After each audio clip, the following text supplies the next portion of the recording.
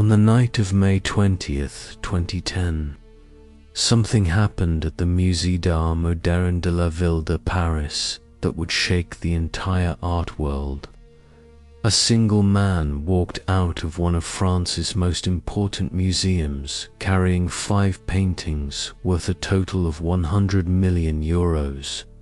That is roughly $123 million at the time.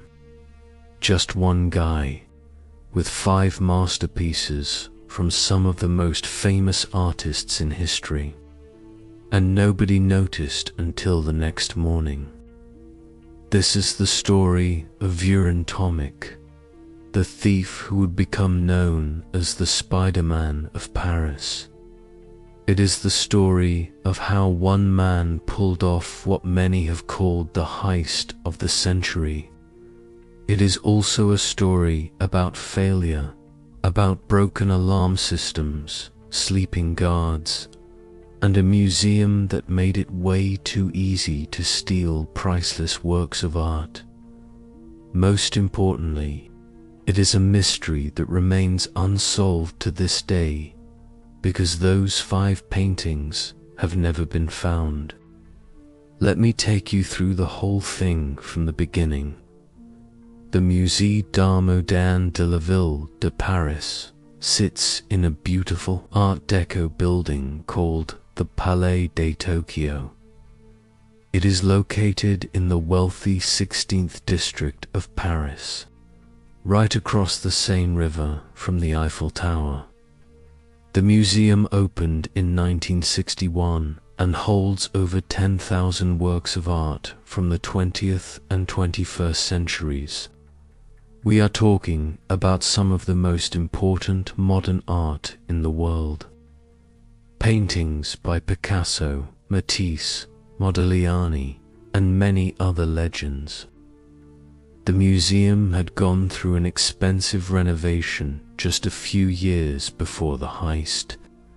They spent about $18 million upgrading everything, including what was supposed to be a state-of-the-art security system. They had 30 surveillance cameras watching the galleries. They had motion sensors. They had alarms. They had 3 security guards on duty at night. It should have been impossible to steal anything from this place. But it was not impossible. Not even close. Now let me tell you about the man who proved just how easy it actually was. Vjeran Tomic was born in Paris in 1968 to parents who had come from Bosnia and Herzegovina, which was then part of Yugoslavia. His early life was rough. When he was just a baby, maybe a year old, his mother got very sick after a car accident. His parents could not take care of him while dealing with her health problems and working. So they sent little Vjeran to live with his grandmother back in Mostar, Bosnia. He grew up there, far from his parents. Bosnia became his home. His grandmother raised him. And here is where things start to get interesting. When he was just 8 or 10 years old, depending on which account you read, he pulled off his very first theft. He broke into a library in his town. He climbed through a window that was high above the ground and stole 2 books that were hundreds of years old. He wanted to impress his friends. He wanted to show off. Unfortunately for young Vjeran, someone told on him and the books were returned. But that experience taught him something important. He realized he was good at this. He could climb, he could sneak, he could take things that did not belong to him. When he was around 11 years old, he moved back to Paris to live with his parents. But things were not good at home. His parents fought constantly. His father was physically abusive. Tomic has said in interviews that he felt completely alone, like he had to take care of himself because nobody else would. His father worked as a car mechanic and had no interest in supporting his son's dreams. And Tomic did have dreams. He loved art. When he was 16, he visited the Musée de l'Orangerie in Paris, a museum famous for its massive Monet paintings. But it was not the Monets that captured his attention. It was the works by Renoir. He fell in love with how Renoir painted, the way he seemed to capture life from some kind of magical place. Tomic went home and told his mother that he wanted to be a painter. He wanted to create beautiful things. He asked if she could talk to his father about it because he was afraid to bring it up himself. His father's response was brutal. He dismissed the idea completely, told his son that painting was a waste of time. That was that. The dream was crushed before it even had a chance to breathe. Without support for his artistic ambitions, Tomic turned to what he knew he was good at: stealing. He spent his teenage years running around the streets of Paris, teaching himself how to move through the city in ways most people never think about. He hung out at the famous Père Lachaise cemetery, where all the old mausoleums gave him plenty of practice climbing walls and jumping from one structure to another. He was basically doing parkour before parkour was even a thing.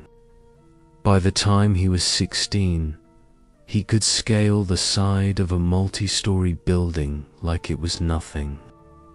He started breaking into the apartments of wealthy Parisians, climbing up to upper floors where people felt safe and did not expect anyone to enter through their windows. He took jewelry and cash, things that were easy to sell. He worked alone, always alone. He trusted nobody. When he turned 18, Tomic joined the French army. This is where he really perfected his climbing skills. The military training gave him the physical conditioning and the techniques that would later make him famous. After his military service ended, he went right back to stealing. It was easy money, and he was incredibly good at it. Over the years, Tomic built up quite a reputation. The French media started calling him Spider-Man because of the way he could climb buildings.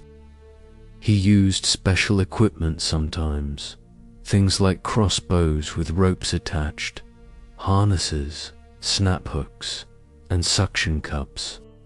He could get into places that seemed impossible to reach. He robbed from the rich all over Paris. According to Tomic himself, he even stole gold buttons from the Egyptian royal family at one point. He claims to have taken from famous French people, including the singer Henry Salvador. By 2000, he was stealing art as well as jewelry. In one famous heist that year, he used a crossbow with ropes to break into an apartment while the people who lived there were sleeping inside. He walked out with 2 Renoir paintings, a Dirain, an Otrillo, and a Braque. The total value was over €1 million.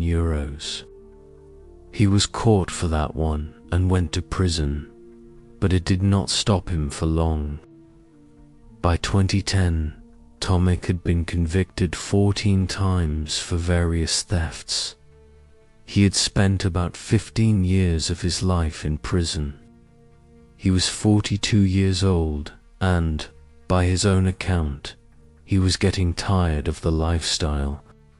He wanted to do one last big job, make enough money to disappear, maybe buy a boat and sail away somewhere. That was the plan, anyway. And then he met Jean-Michel Corvès. Corvès was an antiques dealer in Paris, a 61-year-old man who had connections to wealthy collectors looking for specific pieces of art. Tomic had done business with Corvès before, selling him stolen jewelry and other items. Corvès would then find buyers for the goods. It was a profitable relationship. One day in 2010, Tomic happened to walk past the Musée d'Art Moderne. Something about the building caught his eye. He noticed that one of the windows was positioned in a spot where it was blocked from the security cameras by a tower. He got curious and took a closer look. The screws on the window frame were a type he recognized. He had taken apart windows just like this one before. He became convinced that he could get inside. He went into the museum as a regular visitor to check things out. What he found was incredible. The motion sensors in the gallery were not working. They should have been switching from green to red when they detected movement, but they were stuck on green. The alarm system was broken. It had been broken since March, almost 2 months earlier, and nobody had fixed it yet. The museum was basically wide open. Tomic mentioned to Corvès that he had been looking at the museum and thought he could get inside. Corvès got very interested. He told Tomic that he would love to have a painting by Fernand Léger. There happened to be a Léger at the museum. A piece called Still Life with Candlestick from 1922. Corvès offered Tomic 40,000 euros to steal it. And so the plan was set.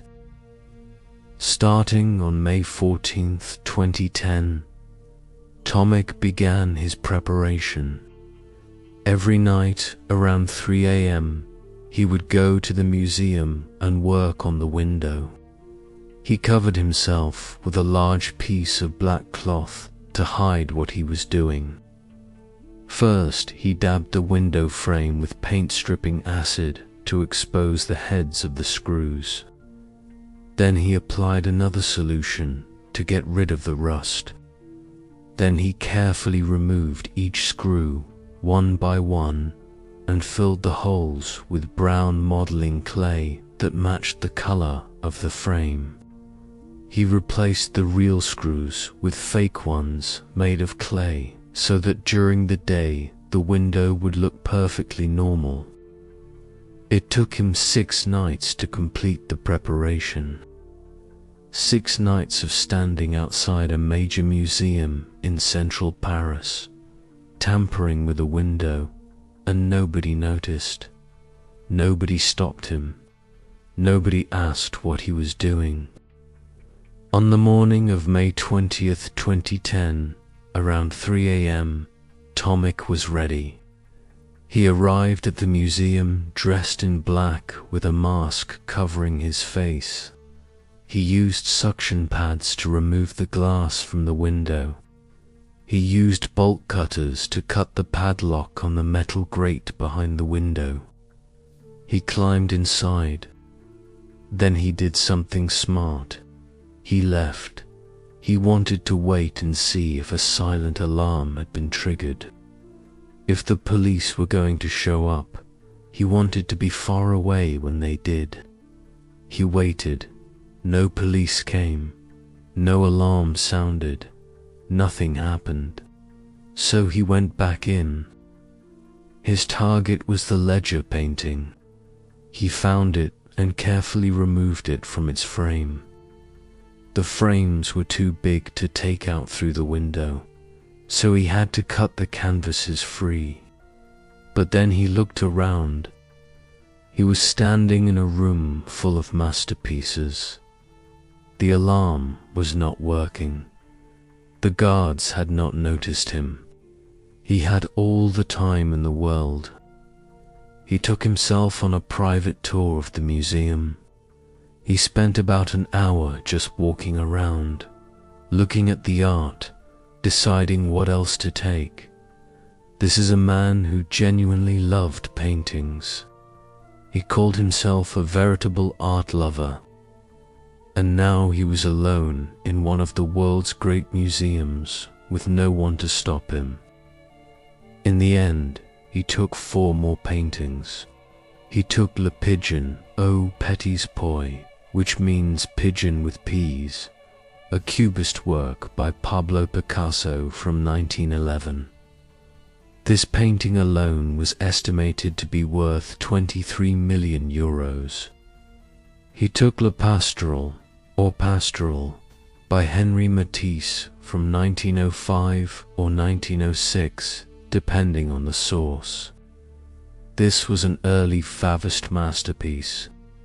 He took L'Olivier près de l'Estaque, which translates to olive tree near l'Estaque, by Georges Braque from 1906.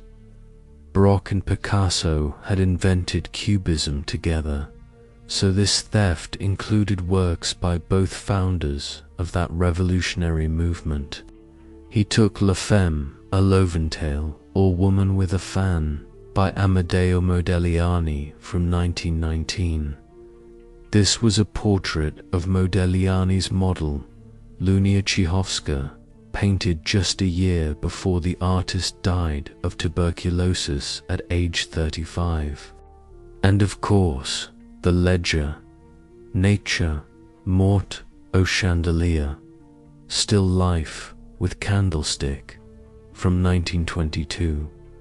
5 paintings. 5 of the most important modern artists in history: Picasso, Matisse, Braque, Modigliani, Léger, all in one night, all by one man. Tomic carefully removed each painting from its frame. He rolled up the canvases. He carried them out through the window. He loaded them into his Renault and drove away into the Paris night. The whole thing was shockingly easy. The security cameras caught him on video, but nobody was watching. 3 guards were on duty that night, and none of them noticed anything. The alarm system had been broken for weeks. The window had been compromised over the course of 6 nights, with nobody paying attention. The motion sensors were not working. Tomic later said this was one of his easiest heists ever, and also his biggest. The theft was not discovered until the next morning when the museum was getting ready to open. A security guard noticed the broken window and the missing padlock. Then they saw the empty frames. 5 masterpieces worth a combined 100 million euros, maybe more, were gone. The news exploded across the world. This was the biggest art theft in France in decades. Some called it the heist of the century. The mayor of Paris was furious. The police vowed to find the paintings and catch whoever was responsible, but they had almost nothing to go on. The security camera footage showed a masked figure, but you could not identify who it was. There were no fingerprints, no witnesses, no leads. The investigation went cold for months. Meanwhile, Tomic brought the 5 paintings to Corvès.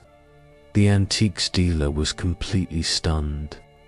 He had asked for 1 Léger, and Tomic had delivered 5 of the most famous paintings in France. Corvès gave Tomic 40,000 euros in cash for the Léger as promised, but he had no idea what to do with the other 4. This is where things started to fall apart. See, stealing famous paintings is actually the easy part. Selling them is nearly impossible. These were some of the most recognizable works of art in the world. Every art dealer, every auction house, every collector, every police agency on the planet now knew these paintings were stolen. You could not sell them openly. Even on the black market, finding a buyer was incredibly difficult. Who was going to pay millions for a painting they could never show anyone? Corvez supposedly had a client lined up, someone in the Middle East, possibly in the Emirates, who wanted to buy the paintings. But the media attention was so intense that the buyer got spooked and pulled out of the deal. Now Corvez was stuck with 100 million euros worth of stolen art and no way to unload it. Tomic, meanwhile, was not exactly laying low. He was bragging about what he had done. He was talking to people about the paintings. And get this, his voicemail message at the time said something like, "If you want to buy paintings or works of art or exceptional jewelry, do not hesitate to contact me. Among the many paintings, there are 5 that are extremely expensive." The man literally advertised his stolen goods on his answering machine. In October 2010, about 5 months after the theft, the police got a tip. A skateboarder had noticed someone acting suspicious around the museum in the days before the heist and passed the information along. Other informants came forward. Someone mentioned Tomic's name. The police started watching him. They tapped his phone and heard him talking about the paintings. They followed him around the city. At one point they followed him to the Centre Georges Pompidou, another major modern art museum in Paris, where Tomic seemed very interested in the emergency exits. He was planning another heist, but the police still did not have enough evidence to arrest him. They kept watching. Corvez was getting nervous. Months had gone by and he still could not find a buyer. The painting. He claims that 100 million euros worth of art, masterpieces by Picasso and Matisse and Modigliani and Braque and Léger, ended up in a garbage truck and were crushed and destroyed. Almost nobody believes him. The trial took place in January 2017 in Paris. It lasted only 2 days. All 3 men were found guilty. Tomic was sentenced to 8 years in prison and fined 200,000 euros. The judge described his criminal history, his 14 prior convictions and 15 years already served in prison, and called his lifestyle of theft a way of life. The judge also scolded Tomic for referring to the stolen paintings as his artworks during the trial. Corvez was sentenced to 7 years in prison and fined 150,000 euros. His house was seized by the government. He was banned from dealing in antiques for 5 years. Byrne was sentenced to 6 years in prison despite his claims that he had destroyed the paintings. He screamed at the judge when the sentence was read out, muttering that it was madness. His lawyer called the sentence particularly severe. All 3 men were ordered to pay 104 million euros in compensation to the city of Paris, the estimated value of the stolen paintings. During the trial, Byrne repeated his claim about throwing away the art. He said it 3 times while crying. I threw them into the trash. I made the worst mistake of my existence. But nobody bought it. Not the judge, not the other defendants, not the investigators.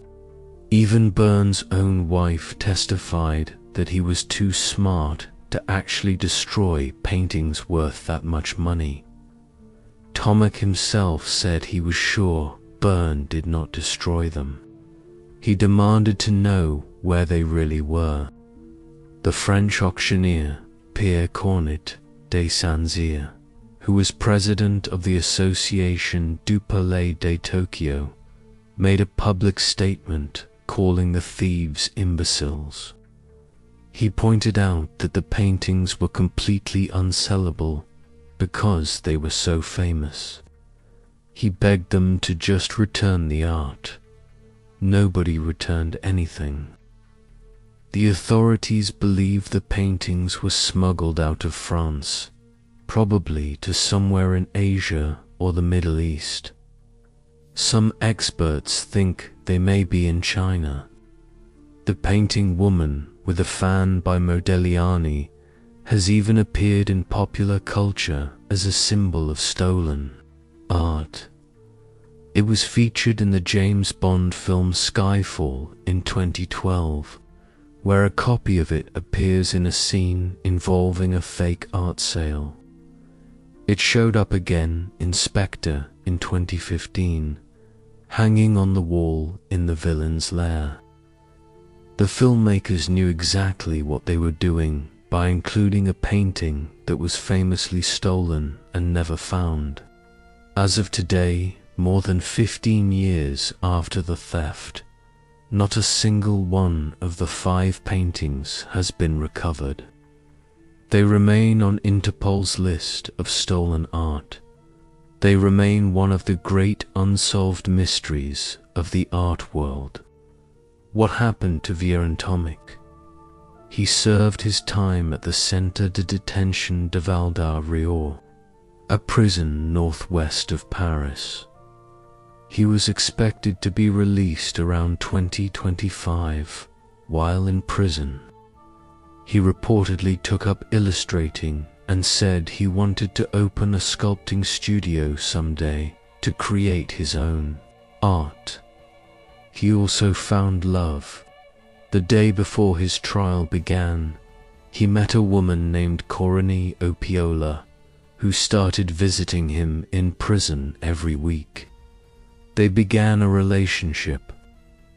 In 2023, Tomic participated in a Netflix documentary about his life and the heist.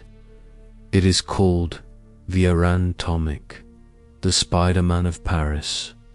In the film, he tells his story in his own words, with no apparent regret for what he did. He speaks calmly and confidently about his crimes. He discusses his difficult childhood, his love of art, his years of stealing from the wealthy people of Paris. He shows no remorse. The documentary includes dramatic reenactments of the museum heist and interviews with the police officers who investigated the case. It paints a portrait of a man who is clearly intelligent and skilled, but who chose to use those abilities for crime, because society gave him no other path. Tomic has said he viewed himself as a kind of Robin Hood figure, stealing from the rich. He has talked about his contempt for wealthy people, calling them pretentious, grubby, evil, and dishonest. He sees himself as someone who was never violent, who never hurt anyone, who just took things from people who had too much. Of course, the victims of his thefts probably see it differently, and the art world certainly sees it differently. Those 5 paintings were not just the property of rich collectors. They were part of the cultural heritage of humanity. They belonged in a museum where anyone could see them. Now they are gone, probably forever. The heist also exposed massive failures in museum security. How was a major museum in one of the world's great cities allowed to operate for weeks with a broken alarm system? How did nobody notice a man tampering with a window for 6 straight nights? How did 3 security guards miss an intruder who spent an hour wandering through the galleries? After the theft, the Musée d'Art, Moderne, and other Paris museums scrambled to improve their security. They learned their lesson, but too late. The paintings were already gone. This story has inspired plenty of cultural references beyond James Bond. In 2025, a feature film called The Rules of Art was released, based on the heist. The story continues to fascinate people because it has everything: a charismatic criminal, priceless art, stunning incompetence by the authorities, and an unsolved mystery that may never have an answer. Will those paintings ever be found? Maybe. Stolen art sometimes resurfaces. Decades later, someone might die, and their heirs might find the paintings hidden away somewhere. A tip might lead police to a secret storage unit or a private collection. The black market sometimes gives up its secrets eventually, or maybe the paintings really were destroyed. Maybe Byrne was telling the truth, and 5 masterpieces by some of the greatest artists who ever lived ended up crushed in a garbage truck in Paris. We may never know. What we do know is that on one night in May 2010, a man called the Spider-Man walked into a museum and changed art history. He proved that even in the modern world, with all our technology and security systems, a single determined person can still pull off something impossible. He stole 100 million euros worth of beauty and walked away into the darkness. And somewhere out there, maybe, a Picasso and a Matisse and a Modigliani and a Braque and a Léger are waiting to be found. Let me talk a little more about the paintings themselves, because understanding what was lost helps you appreciate just how devastating this theft really was. The Picasso, Le Pigeon, au Petit Pois, was painted in 1911 during a period called analytical cubism. This was when Picasso and Braque were completely reinventing what painting could be. They were breaking objects apart into geometric shapes and showing them from multiple angles at the same time. The painting uses shades of brown and ochre, which was typical of this period. It is not the kind of Picasso that casual observers might recognize right away. It is not a blue period painting or one of his famous portraits. But for art historians and people who study the development of modern art, this painting represents a crucial moment in the evolution of visual expression. Picasso was living in Paris at the time, and this was his home. The city that nurtured his genius lost one of his works to a thief who walked in through a broken window. The Matisse painting, Pastoral, came from what is called the Fauvist period. Fauvism was a movement that used wild, almost aggressive colors in ways that shocked people at the time. Matisse was one of the leaders of this movement, along with André Derain and others. The painting dates to around 1905 or 1906, right when Fauvism was at its peak. To lose a work from this important moment in Matisse's career is a tragedy for anyone who cares about understanding how modern art developed. The Braque painting, Olive Tree near Léger, also comes from around 1906. Léger was a fishing village near Musée that attracted many painters because of its beautiful Mediterranean light. Paul Cézanne painted there ostensibly, and his work inspired the next generation, including Braque. This particular painting shows Braque working out ideas that would soon lead him and Picasso to invent Cubism together. So, in this one theft, we lost works by both founders of one of the most revolutionary art movements in history. The Modigliani is particularly heartbreaking because of how few works by this artist exist in the world. Amedeo Modigliani died at age 35 from tuberculosis. He did not live long enough to create a huge body of work like Picasso did. Every Modigliani painting is precious because there are so few of them. Woman with a Fan is one of 10 portraits he made of his model, Lunia Cichowska. He painted it in 1919, just a year before his death. The painting shows Modigliani's distinctive style, with elongated faces and graceful curves. Losing this painting means losing one of a very limited number of works by a master who died far too young. The Léger painting, Still Life with Candlestick, comes from 1922 when Fernand Léger was developing his signature style of bold colors and mechanical forms.